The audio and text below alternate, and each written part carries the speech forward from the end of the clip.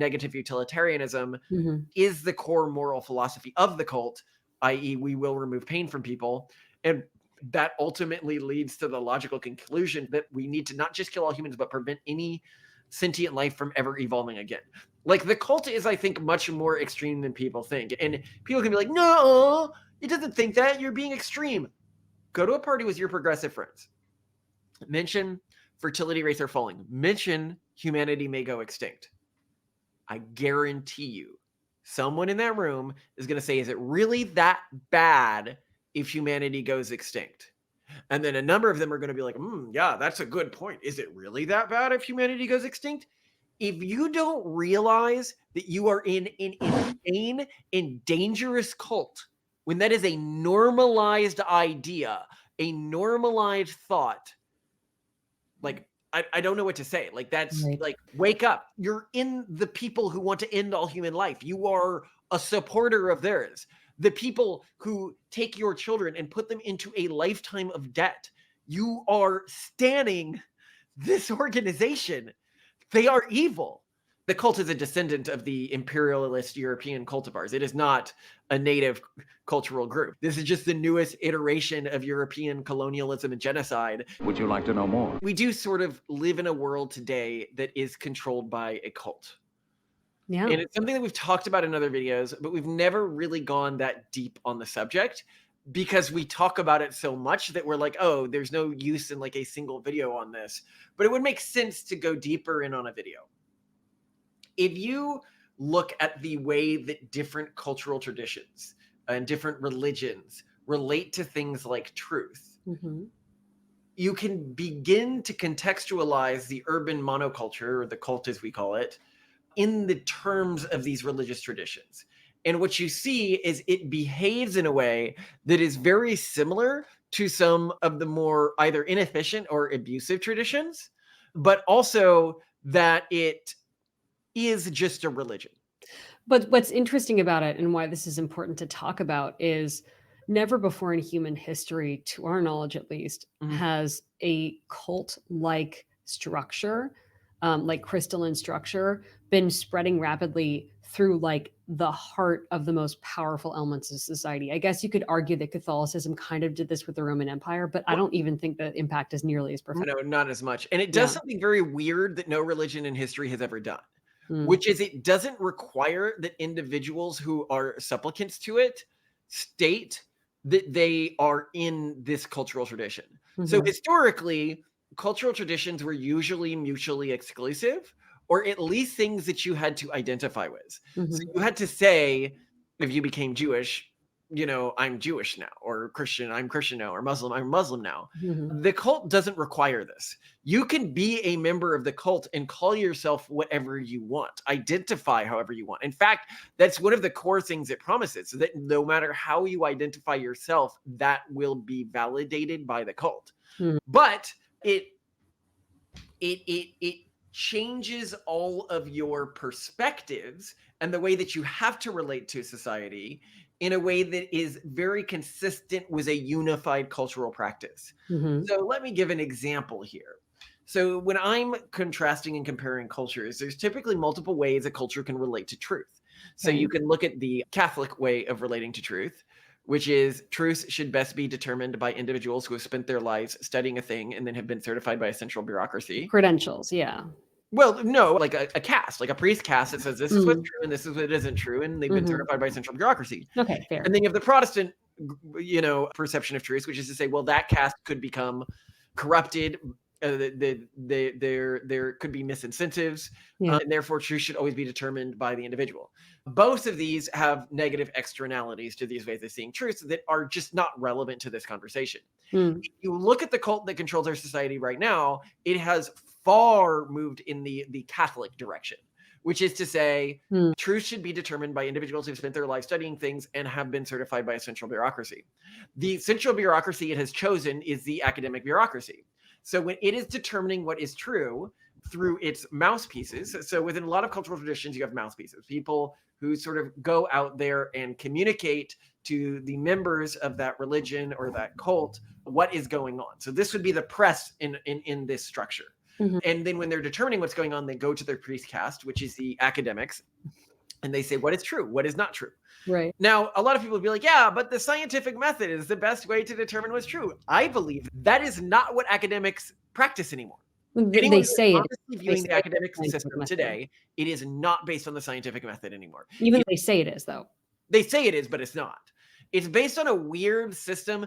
So some STEM fields are still like aspire to be based around the scientific method, but they are policed by other sort of ideological police that exist at every university. That departments are dedicated only to conformity with the cult, whether this is a fat studies department or a genders department or whatever department, right? They just go around policing the other departments to ensure ideological conformity, and that nothing that is being released by another department could hurt the cult's message. Now, with something like physics, this isn't necessarily going to warp the research that's coming out of these departments. However, with something like anthropology or with something like psychology, this is obviously going to have a significant effect on warping the research that's coming out. And if you look at the replication crisis, we had Spencer Greenberg on here, which has done some great work on this. If you look at what is the most common correlatory factor with studies that fail to replicate that, however, got published, is Mhm. that they promote something that the cult wants promoted. No, it's true. Conservatives are It's just a stupid. thing. So it is using the centers of power in our society to determine what's true and what's untrue Totally, totally. to promote its message. And a lot of people can be like, yeah, but the other academics are still like okay and not biased. This is sort of what I call the Al Jazeera problem. Al Jazeera is actually a great newspaper if you want It's a unbiased news fantastic publication. anywhere in the world except for things that have to do with the Middle East. Because it's incredibly biased about the Middle East because it's funded by Qatar. Is And the so Epic Times like that too? I don't actually read the Epic Times, the but Epic Times is kind of like that too. It's funded unless by it's about China, yeah. what's that? The Falun Gong. Falun Gong, yeah. So when they do have a specific area where they are intent on warping the truth, but when Mhm. something falls outside of that specific area, it becomes a lot less relevant. Right. And so you can actually get truer information from things that don't fall into those specific areas. So what's a Mhm. cult? The areas it doesn't care about actually can still kind of produce good research. However, so much of the academic resources are being eaten by the cult. As we've talked about, it forms sort of tumorous masses within organizations that it has infested that dedicate themselves just to spreading its message and just to ensuring ideological conformity. And these departments end up taking more and more resources as time goes on when somebody is living under the cult. If Right. we went to an island, right? And we saw this behavior. We're like, okay, there's this one group that's certified by this central authority and they determine what's true and what's not true. And then this other group of like criers that tell the public what's true and what's like what this high ranking group. But then we saw like that all is fine. Like lots of religions are structured that way. Lots of cultural traditions are structured that way. But where the cult becomes intrinsically abusive is the way that, is the stuff that we're going to get into now. So to prop up this system, what they have done is they have essentially said, okay, if you want to join our society as an adult, now a lot of organizations have coming into adulthood rituals.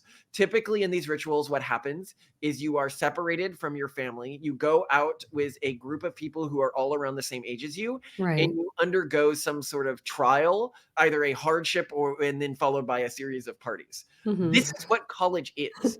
Two people who are members of the cult, it determines a true adult versus somebody who never really became. Ah, you're not treated like a real member of the big society and Exactly. respected the same way if you don't go through this ritual. Ooh. And to undergo this ritual, you show your supplication to the cult by Yeah. essentially becoming an indentured servant to the Yeah, cult because of for student debt, most of your productive years. for sure. That's what Yeah. the debt is. It is becoming an indentured servant, a wage slave to the Mhm. cult. In exchange, they certify you as an adult within society and then certify your class status by which university you went to.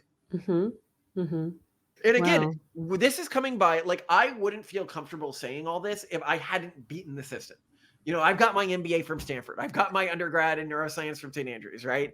You So have you're your saying, master's like, from how do you Cambridge. if you were not college educated, you would not feel comfortable saying this? Well, because then I would be all sour grapesy. I conquered this system and I am saying it is bullshit. You do not Ah, actually learn that yeah, it within would be bullshit hard pressed to college. take you The credibly. core value of the college degree is actually the admittance process. And then the validation it provides in that people they know, oh, you have a Stanford MBA, you're unlikely to lie about other stuff because if you did, you could lose this class status signaling mechanism. Like it could be Right. withdrawn from you. Yeah. And Huh. so you don't, one of our followers is like, how can I check that you have actually told the truth about things like the companies you run and stuff like that? And I'm Oh, like, yeah. I have way too much to lose if I'm not at least like broadly telling the truth about things in a way that individuals could check, because the thing that they can always check is my degrees, and those can be revoked if I'm out in public, like just making shit up all the time. So that's important. Now we need to talk about like the way the cult is structured. So one individual, they were talking about creating an alternate college system with us, right? And they're like, yeah, I can create an alternate college system, and this alternate college system will be able to train people better. And I was like, it doesn't matter. They're like, yeah, but look, it's more cheap and they can learn more coding, and then like Google would hire them. And I was like, look, Google hurts much more because it's already an infected organization by defying the cult than it does by getting good talent at a lower cost. Yeah. Because, Yeah. and we've seen this within Google, when individuals within Google have said something that goes against the cult's narrative, they have been eviscerated. And the Oh, there's whole more than that. organization. There's more. So, like, consider that when Elon Musk acquired Twitter and sort of changed its free speech policies or its moderation policies, he threatened one of the top mouthpieces of what you would call the cult, because many of the, what did you call them? Like the shouters, the town criers use Twitter to basically say this is what reality is. And Elon Musk undermined that. Well, what happened after that happened? Well, I mean, Tesla was investigated by the U.S. government for building a glass house for Elon Musk, like somehow like misspending funds or misallocating bonus money for him. And then also, I think it was SpaceX, which was then criticized for not hiring enough refugees, even though that would be like in violation of its security clearance, like other companies with security clearance like SpaceX does, because it's essentially selling like rockets and Yeah, explosives. and you as the public saw over again him being Yeah. attacked. Yeah, and this is the cult attacking someone who's Yeah, I remember I was undermining talking its. to one guy, it was a Jewish guy, about, he was going to call out, it was in regards to the plague our species recently underwent, and the government's response to it, and things that I can't say on YouTube because they would undermine the cult. And they are very strict about this particular area of undermining the cult. And I was like, the cult will turn against you and they will tar and feather you, just like they Yeah, did with Elon Musk. And he goes, yeah. well, I have a beef with Elon Musk because I'm Jewish and he says some anti-Semitic things. And I was like, he fucking did not. I was like, this is how you are going to be tarred and feathered. Idiots like you who go out there and believe what they read about Elon Musk are going to go out there and believe what they read about you. I was like, no, show me what he did that was anti-Semitic. Yeah. I would know if he had done something anti-Semitic. He did not do anything anti-Semitic. You have been lied to about these people. When somebody defies the cult, you basically need to ignore everything the media says about them. If you look at what the media says about us, because, oh my God, we are very dangerous to the cult, and we can get to why, because like at a very systemic level, we're dangerous to the cult, because point out that it can only survive by consuming the children of nearby healthy cultural groups. It Well, and we tells want to people, undermine that very sourcing mechanism. yeah, it tells people, oh, do whatever you want. Just be happy. Mhm. Identify however you want. Be whoever you want. And when people are doing that, well, children are hard. They require sacrifices. And so when you do that, you're going to breed well below replacement rate, as people in the cult do. And so it maintains its basis by taking the children of nearby healthy cultural groups. And those cultural groups become intergenerationally resistant. So then it needs to ship in people from other countries to take their children. And you call this out and you're like, hey, actually, immigrants, people in this country, we're all in the same boat. We're just trying to protect our cultures. We're trying to ensure that we have thriving great-grandchildren. That massively undermines the cult because it calls out a core hypocrisy of theirs, which is all of these groups that they say that they care about, they only care about them insofar as they can convert their children to the cult. And they're like, yes, you can still call yourself whatever you want. You can still call yourself, for example, a Muslim. You just need to have our beliefs about sexuality, gender, morality, the way that we relate to the environment, the future of the human species, what mental health means, what like everything about your life needs to be exactly in line with us. And as long as you agree with all that, yeah, just call yourself whatever you want. And you also need to preach all of these things. And this is obviously like they're just saying, yeah, you need to abandon everything that you culturally identify with and join our cultural group. And so obviously we're threatening to them. So if you go out there and you look up us, we are what? Racist, eugenicist. Mhm. When we are literally the exact antithesis. Anyone who has seen our show knows how much we rail against those two groups. Mhm. People out there, because we do genetic selection with our kids, they say we're dirtying the gene pool by using science in how we breed, when all we're fighting for is reproductive freedom. This is the way when we say, oh, we want artificial wombs so we can expand who can have kids and IVG, and then, gay couples can have kids that are 100% biologically there. And they're like, oh, dirtying the gene pool, all of this genetic technology and stuff like that. And their laws, they prevent disabled people from having kids because they're like, I don't want to pass on this to my kids. And so they say, well, then too bad. Don't fucking have kids. They're functionally sterilizing disabled people in the countries where they have made this sort of polygenic risk selection technology illegal. And so we are literally the exact opposite. And anybody who's seen this channel knows our rails against racism. Yet that is what the newspapers must say about us constantly. Because that is how the cult targets and identifies its enemies. Essentially, what it does is it has sort of immune cells or individuals who sort of act almost like in the body, like you're tagging something like, oh, an antigen. This is tagging this virus or bacteria as potentially dangerous to the body. This is tagging this individual as transgressive to the cult. And once an individual is tagged, then they begin to get specific labels, typically racist or homophobic, attached to them, Mhm. or transphobic is the new one, even if they aren't, because there's no, and members of the cult aren't, as long as you dedicate yourself to the cult, you can basically say whatever you want. You look at like cult members and you look at their histories and you'll find lots of racist stuff often. Yeah, I guess so, like, what do you know about hacking life in a cult? Because, like, there are some people who, whether or not they actually believe the cult doctrine, love living in a cult because they know the rules and they just nail it. Like, and then that is even in contrast to people who are true believers who don't know the rules and often get in trouble. And I see this happening with the cult that runs our society, mainstream society, woke society, whatever people want to call it, where there are true believers who, because they're true believers, often don't realize like the lines and the rules, and they cross them and then they get canceled, which is to say Well, expelled I from the mean, any cult. authoritarian religious organization, which is essentially what this is, Mhm. it can be safe if the rules are stable.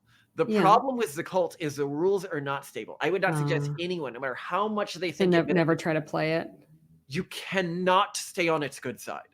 If you achieve Mm. success, if you achieve elevation, you are putting a target on your back because the norms change so quickly. I guess you make a good point because we even have friends who are like, "Yeah, I'd like to be progressive and I'd like to be a leader," and then they actually look seriously into it because they're very smart, and yeah, Yeah, and yeah, they so decide you like, "Oh, I look at guess I our have to be generation, conservative." you say something that you think is appeasing the cult, like, "I don't Yeah. see color," and then you're a racist next. You say something that you think is appeasing the cult. Mhm. People are born gay, and then the next generation, it's, "No, you can choose to be gay." What are you saying? That's Oh, not so you're saying, like, a lot of the issues, it's time locked? Because I feel most people would be savvy enough to know that, like, I think it's the people who actually care about causes like racism who get tripped up by that. I feel like if you're morally well, bankrupt that's and you're just what playing the TERFs cult. are.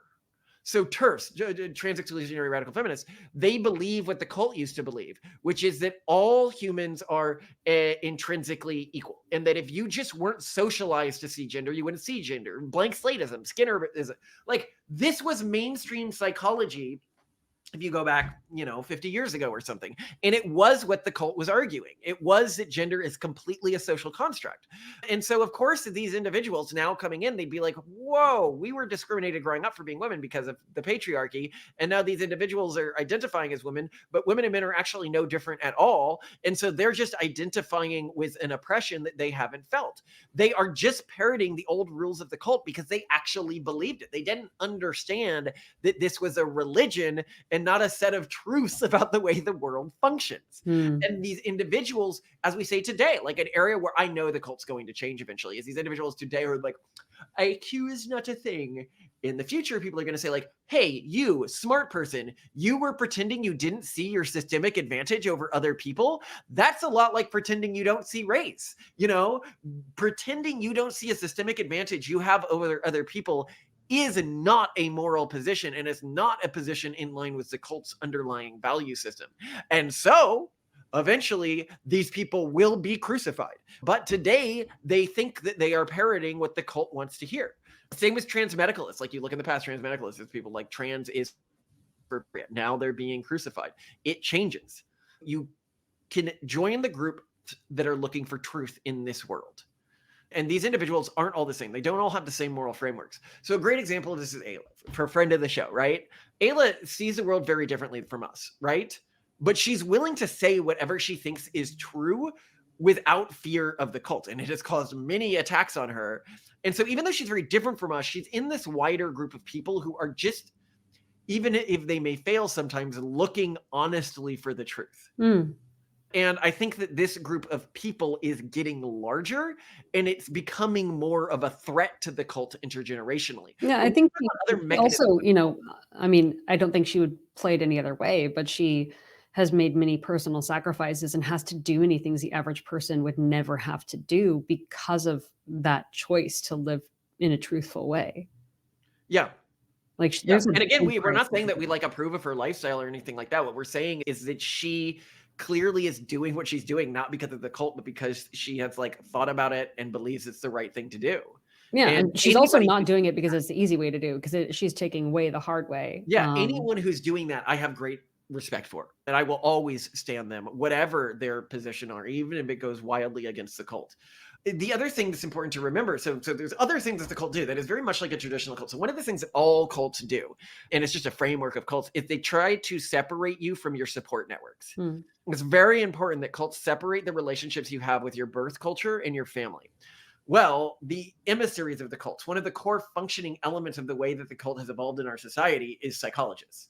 And that's one of the key things they do. They actually do a practice that's very similar to the way Scientologists recruit people, which is to say they ask you a series of questions. They then say, oh, you have this trauma, and this trauma was caused by both your birth culture and your parents.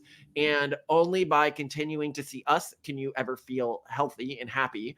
We will basically control what you think and what you feel, Mhm. and we will help shape your personal daily narrative. This is a really common feature of cults, and the really intentional thing about it, the reason they need to break these familial ties these people have is because those are the people most likely to pull them out of the cult. They're like, Mhm. what are you doing? Like, this is crazy. Don't you see it's destroying your life? And I think the reason why I am so okay with being so dismissive of these progressive organizations and the ones that are infected with this cult is that it does destroy people's lives.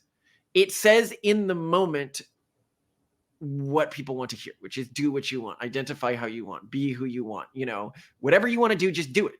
And you can maintain this sort of longitudinal happiness. And it's something that should be clear across our videos is you don't get that. That's not what you get. If you look at the happiness level between conservatives and progressives, they're much higher among conservatives. If you look at the mental health problems among progressives, if you just do whatever you want and identify whatever you want and be whoever you want in the moment all the time, this level of hedonism humanity was not built for. We did not Mm. evolve for.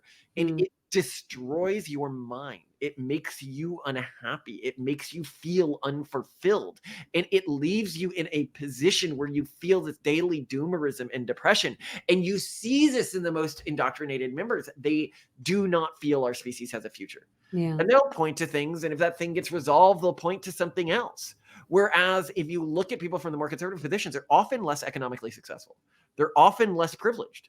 But Yeah, but that's basically part and parcel with not participating in the cult, because the cult runs the modern economy. The yeah, so they whole can punish you. They can Yeah, punish us for what we say. It'd be hard for us to get a traditional job these days. and we People give us money probably because they couldn't. know the things we create money. And so they're like, okay, well, like Elon, right? Like Elon is definitely one of the cult's biggest adversaries. But people are like, yeah, but People you invest in him and buy his thing. stocks because they know they're gonna get a high ROI Yeah, usually. but it is hard. It is hard, and we definitely have lost opportunities. We've lost investors. We've lost $1 million of investment. I know at least so far because of the cult. Oh, And you mean, yeah, someone who was going to invest a lot yeah, did not invest in us because yeah. because the way that the cult works is as soon as it tags somebody as transgressive, it will then go and it will target every individual who is seen as associating with them, supporting them, even communicating with them, and remove them from its organizations. You can be fired from an organization that's controlled from the cult just from talking to somebody who is immune to its reach. That is wild. And one of the things, going back to psychologists, we've talked about this in other videos, is that studies have shown that if you look at the way people grew up, and we can tell how much a person was actually abused growing up by looking at like court records and see people who were actually abused but do not contextualize their childhoods that way actually have none of the negative effects of trauma. People who are very little.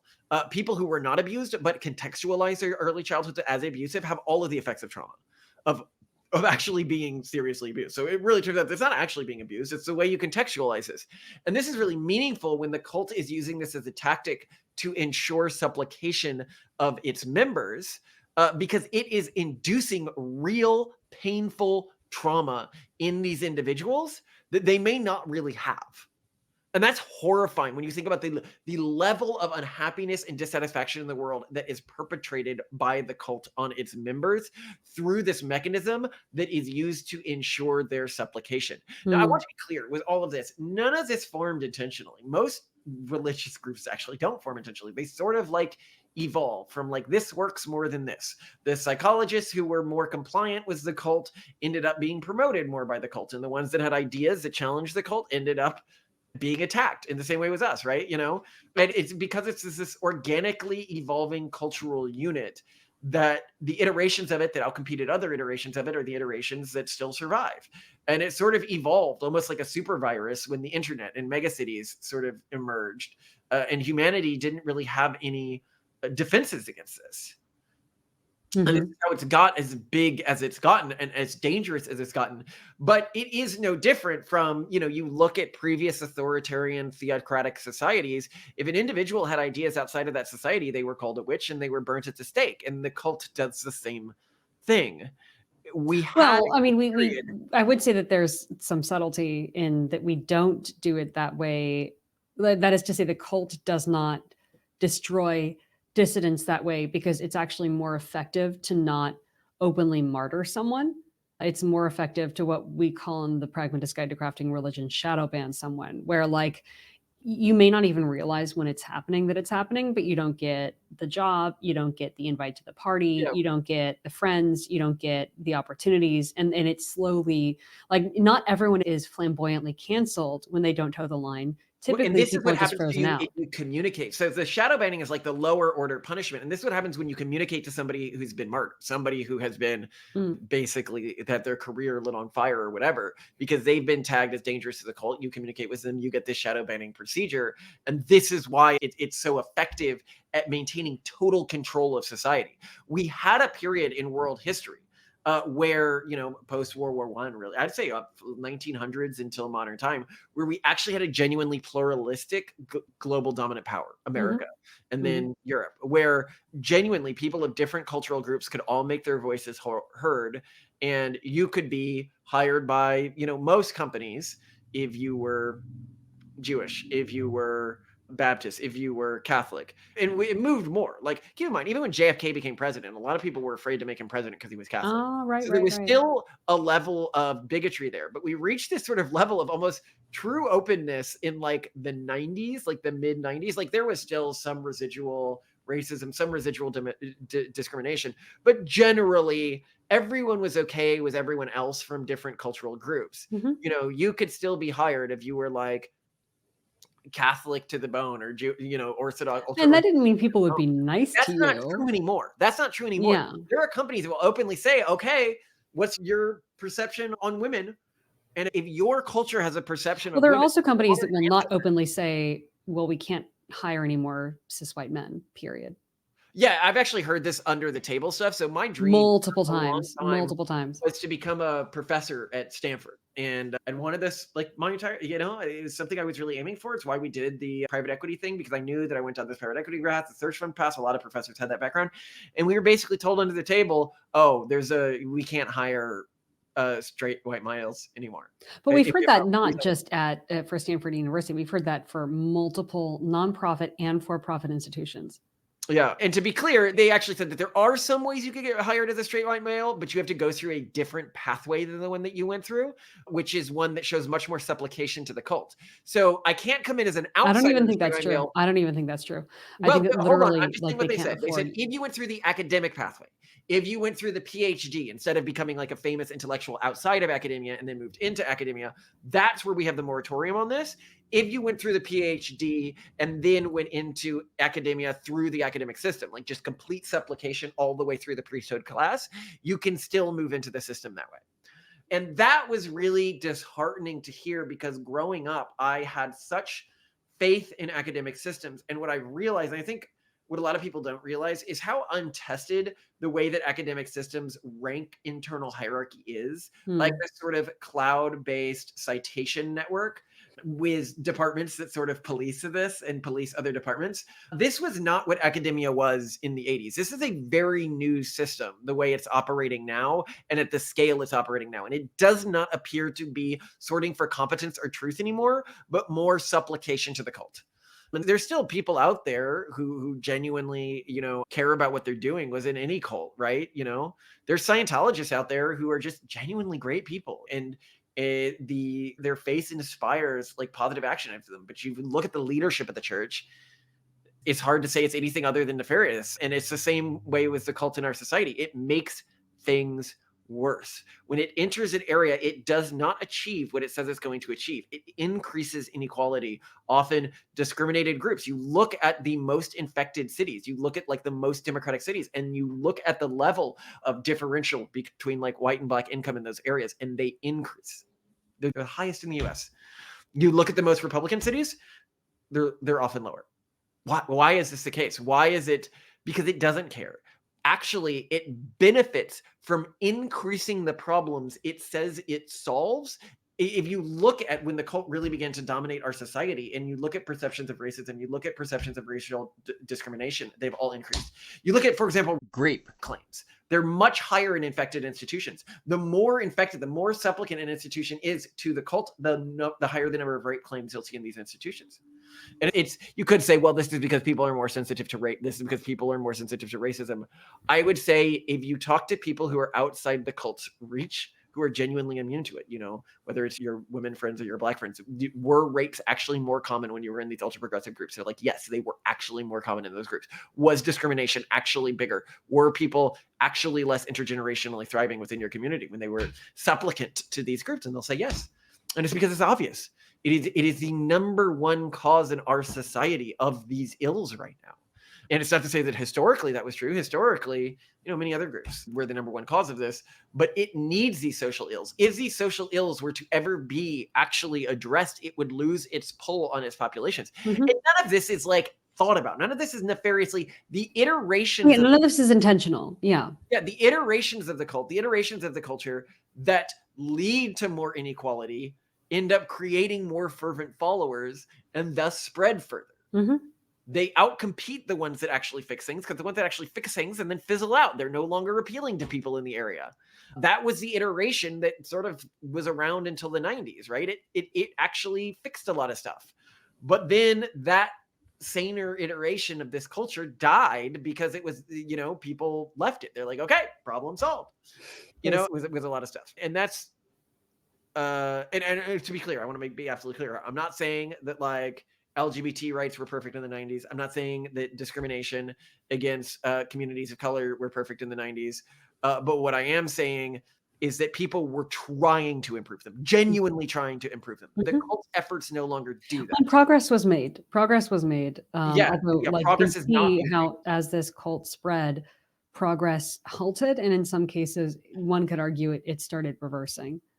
Yeah, when it's dramatically lowering the quality of life of its supplicants. Yeah. That's the interesting thing. Even though you might be economically less well off if you resist the cult, you will be dramatically more satisfied with your life because you'll know your life actually has meaning. Right. And this is something we see when I look at the communities that resist the cult. Like the distillation of those communities for me is this wider pronatalist movement, right? And it's some of the happiest motherfuckers you'll ever meet. You look at what I would say is the distillation of the cult, like the effilism movement, Gosh. the anti-natalist movement, the negative utilitarian movement, because that is what the cult. I will remove pain. It doesn't really say it'll increase happiness, but it will remove in the moment pain. Yeah. These are some of the most despondent individuals you will ever engage with, and they are the highest acolytes of the cult because at the end, it is a death cult. It is a cult that wants all humanity to die. And if you don't understand why that's the case, you need to look at the logic. Actually, I'll link to a video here. It's the one where we talk about these academics want everyone dead. Oh, perfect. It Yeah. explains negative utilitarianism, Mhm. which is the core moral philosophy of the cult, i.e., we will remove pain from people, and why that ultimately leads to the logical conclusion for people who hold it that all humans in all life, we need to not just kill all humans, but prevent any sentient life from ever evolving again. Like the cult is, I think, much more extreme than people think. And people can be like, no, it doesn't think that. You're being extreme. Go to a party with your progressive friends. Mention fertility rates are falling. Mention humanity may go extinct. I guarantee you, someone in that room is going to say, is it really that bad if humanity goes extinct? And then a number of them are going to be like, yeah, that's a good point. Is it really that bad if humanity goes extinct?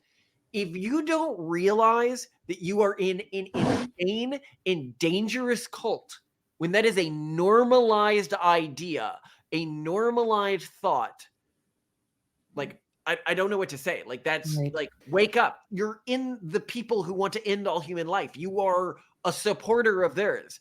The people who take your children and put them into a lifetime of debt. You are standing this organization. They are evil. And look at them recently. Look at the way they have reacted to what's going on in Israel. Look at them supporting groups like Hamas.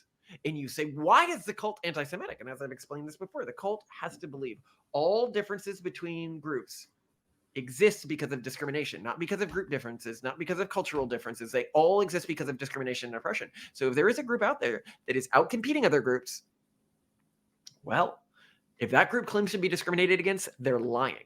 And if they are one of the best performing groups, whether it's economically, academically, in bureaucracies, well, they must be the architects of all oppression in a society. We need to get rid of them. And that's bad for any group that aspires to improve itself because the cult rewards groups within it the worse their members perform within a society, which leads to the most infected cultural groups to become intergenerationally worse, the same way any racist group does.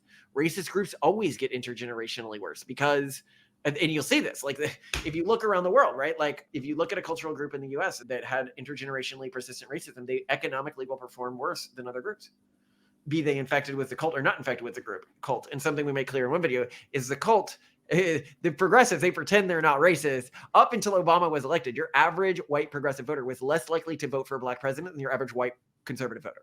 They are lying. They control the media and they have lied to you. They are the party of the racist. And then they're the laws they put in place, affirmative action, etc.